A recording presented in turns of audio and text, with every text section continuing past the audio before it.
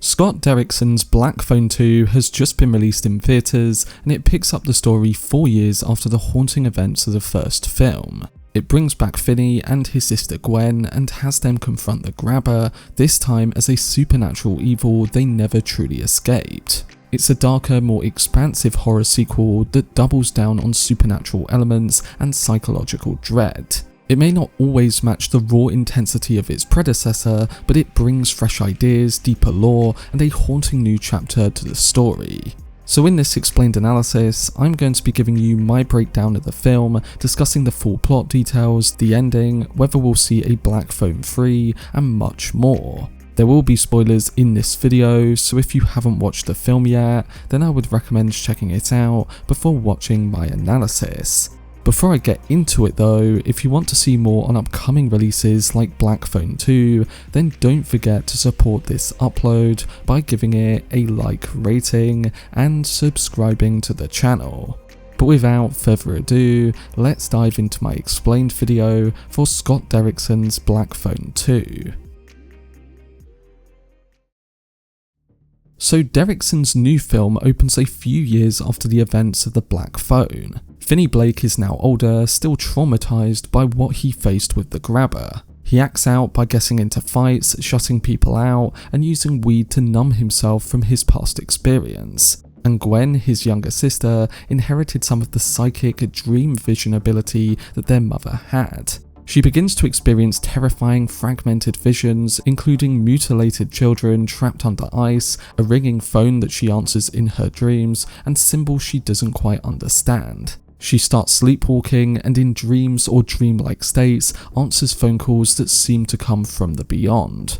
Over time, Gwen's visions shift to include a younger version of their mother, talking to her over the phone calls, and also hints linking her nightmares to a Christian overnight camp called Alpine Lake, a place her mother used to go. Finney resists the idea that there's more to pursue here, but Gwen pushes him with the help of her new boyfriend Ernesto to investigate further. They decide to go to the camp in the winter, partly because Gwen's visions are worsening and she's convinced that the answers lie there. Once Finney, Gwen and Ernesto arrive at Alpine Lake, they are greeted by the camp supervisor Armando, his niece Mustang, and a couple of other staff. The place is eerily quiet and remote, accentuated by cold, snow, and the threat of being trapped. Gwen's visions begin to intensify as she begins seeing and learning of tragedies that must have taken place there. There is a frozen lake with bodies beneath it, children frozen in ice, panels of letters or symbols carved into the ice, and fleeting glimpses of a masked figure which turns out to be the Grabber in the dream space. The cinematography of those dream sequences is deliberately stylized, seeing grainy 8mm with odd framing, as though you're watching someone else's old horror movie. Anyway, Gwen answers a call in one of these visions and hears her mother's younger voice on the line. The connection between them and difference in time suggests that these visions are part memory and part supernatural tapping into something hidden. The boundary between dreams and reality eventually begins to blur as attacks Gwen sustains in dreams by the Grabber manifest in the real world. Finney, who starts off as more skeptical, is gradually drawn in as more evidence emerges. There's clues in the camp's history, hints that the Grabber's power hasn't fully died, and unsolved disappearances in that area, echoing what Gwen's visions show. As they dig deeper, they uncover that the camp has a dark past tied to children who vanished under mysterious circumstances. Gwen's mother had been there decades ago, and parts of Gwen's visions are in fact memories or echoes from then. So the Grabber, now more supernatural than mortal, is using the camp as a locus of his influence. He can invade dreams, striking Gwen in her sleep, while also having real-world manifestations. The Grabber's spectral dream powers break into the real world, manifesting gruesomely, and the rules of how he can attack are more fluid. Gwen and Finney and sometimes Ernesto must use faith, psychic strength, familial bonds, and clues from the visions to resist. At one point, characters debate or explain that defeating the Grabber may require more than physical destruction, and that the souls he's bound and the victims he's trapped must be freed. and we learn that Gwen's visions combined with faith can act as the key against this.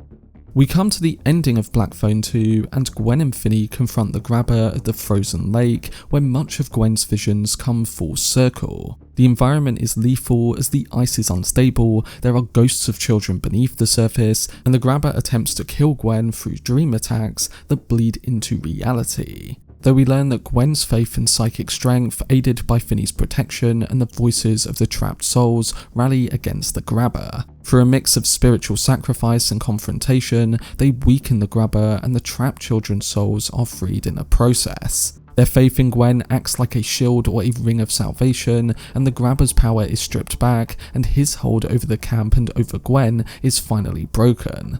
The film concludes with Gwen receiving a call from the phone booth, hearing her mother's voice on the other end, offering a poignant moment of closure. So the ending gives emotional release as Gwen, Finney and the trapped souls finally find some peace, and the trauma that's haunted them has been confronted. The grabber's return is symbolic of how trauma never dies easily, but the ending suggests that healing is possible through work, confrontation, remembrance and letting go. Also, with the film making the grabber more than just a human serial killer, turning him into a supernatural entity attacking through dreams, it stretches its world's horror mythology. The ending redefines the grabber as a strong force, not just a murderer, and that allows the story universe to continue more symbolically. So while the ending suggests some closure in the souls being rescued, Finney and Gwen finding some peace, and the grabber's influence being ended for now, it further hints that dead might just be a word as spoken by the film's villain. This brings me onto the final talking point, and that is, will we get a Black Phone 3, and if we do, what might we see in another installment? Well, a third film is not officially confirmed yet, but there have been conversations among core creative people like Joe Hill, Scott Derrickson and C. Robert Cargill. Also, Ethan Hawke's involvement seems central for any future following film. Scott Derrickson said he would not want to make a sequel without Ethan, and the figure of the grabber and his iconic mask are seen as integral to the franchise's identity. The creators have further said that they want a sequel that feels organic, not one that cheapens the previous movies. Joe Hill has also remarked that there have been really good conversations about how a sequel could be done well, meaning with a care for horror, atmosphere and character. But what hasn't been talked about yet is the plot or any setting details. If it does happen, we haven't heard anything regarding what exact horrors or supernatural rules Black Phone 3 will explore. Also, we don't know whether other new characters will be central beyond Finney, Gwen and likely the grabber. And it's not clear how far into the future the story might move to. So based on the ending of Black Phone 2, what do I now think we might see as a focus for that next film? Well, putting together what the film's ending suggests and what the creators have said about the next one, I think it might dig deeper into the afterlife and supernatural dimensions that the second film began to go into. Essentially exploring exactly how the grabber's influence persists beyond death, potentially revealing more about his origin or perhaps even the rules of how spirits and trapped souls operate in this universe. Also, I think that the psychic ability that Gwen has may become more prominent, more powerful, and maybe even more dangerous. We might see her trying to harness or control it, maybe even helping other victims or encountering others like her.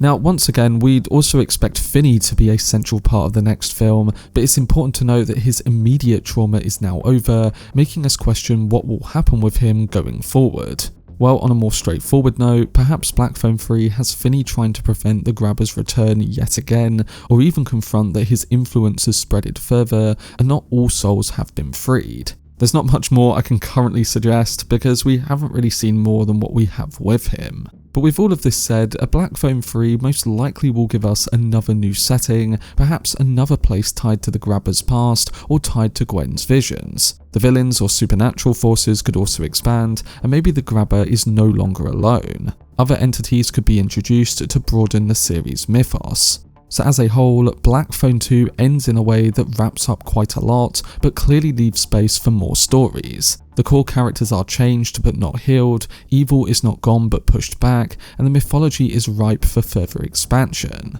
There are strong creative incentives to continue, so if Black Phone 2 does do well at the box office, then don't be surprised if we do see another.